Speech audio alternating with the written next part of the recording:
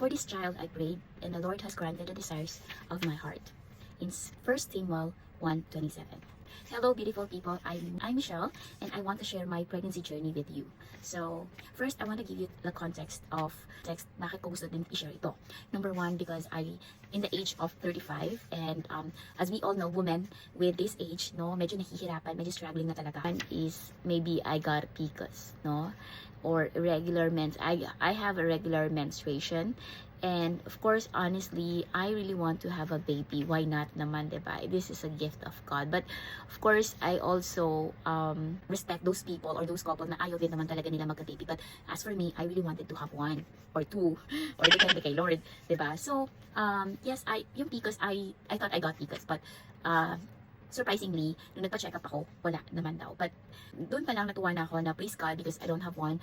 Siguro talagang regular mens lang talaga yung akin, no? So, that's the context. So, kumbaga lahat yon mga worries ko na baka mahirapan, baka hindi. Ayan, tapos alam mo yung kapag bagong kasal ka, yung stress at the same time yung parang pressure na hindi naman nila gustong i-pressure ka pero nape-pressure ka, 'di ba? Or inisip na rin namin itong IVF, no, yung was also part of the plan. Sabi ko kasi gusto kong gawin lahat before kumbaga syempre 30 30 plus ka na, so baka kailangan gawin ko rin yung iba or need to seek medical help, 'di ba? And yun na rin talaga yung payo sa akin ng doktor ko. The Lord is on timing. Appointment na ako for that. And then but the thing is I feel some different symptoms in my body. So, one is talagang ang bilis ko magalit. Number two is yung gutom talaga ako. And irregular mens na talaga ako kasi nung dati pa naman talaga irregular na talaga yung mens ko. So, yun yung mga symptoms na hindi ko inakalang part na yon nung aking journey. No? So, ako, sabi ko sige check ko na lang para sure kasi meron pa naman akong isa dyan na pregnancy test. And it was the most beautiful and special time for me and for my husband. Totoo ba to? Wait. Parang hindi ako makapaniwala na. Wait lang, sanay akong negative. Sanay po ako negative. Yung nakikita ko pag nag-pregnancy test ako. So, sabi ko, Lord, wait lang, bakit dalawang line to?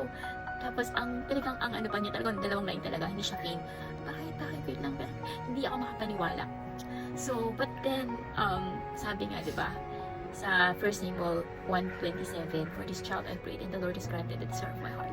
It was the time that the Lord has granted the desire of my heart. So, ayun, nagpapasalamat ako sa Panginoon kung kailan din yun yung time na naglilipat kami at sobrang busy ko and hindi ko muna yung desire na yun kasi sabi ko, kailangan namin makalipat, kailangan namin makapag-ayos, ang dami, nagbubuhat-buhat pa ako nun. And doon ibinigay sa timing ayun ang timing ng Panginoon. Imagine, I have this IVF treatment appointment na, tapos nung pagdating ko doon, so may dumating na yung appointment day ko, sabi niya, so you were here for an appointment for fertility treatment, sabi niya ganun, sabi ng doctor. Sabi ko, actually no, I'm here because I'm pregnant. Actually siya rin na-surprise din siya sa sinabi ko, and I was so happy. She was so happy too for me. Sabi ko sa kanya, thank God, sa mga katulad ko na naghihintay at nagdarasal ng kanilang supling, ng kanilang child. God is on time. We have to trust in Him. And I know that the miracles are coming your way. So I just want to pray for you guys. Sa mga katulad ko na naghintay, I'm sure mas marami pa, yung iba matatagal pa, pero the waiting time is worth it. So, huwag po tayong mawala ng pag-asa dahil ang Panginoon, He is a generous God. Kung yan ang kailangan mo, ibibigay niya sa'yo on His perfect timing. Magiging ready lang lagi tayo. Lord, I pray, Father, Lord God, for those women, Lord, na asking, Lord, for a child. Lord, I pray that you grant their desires, Lord. And I pray, Lord, that you will push them, Lord, up, Lord, na to continue trusting in you, Panginoon.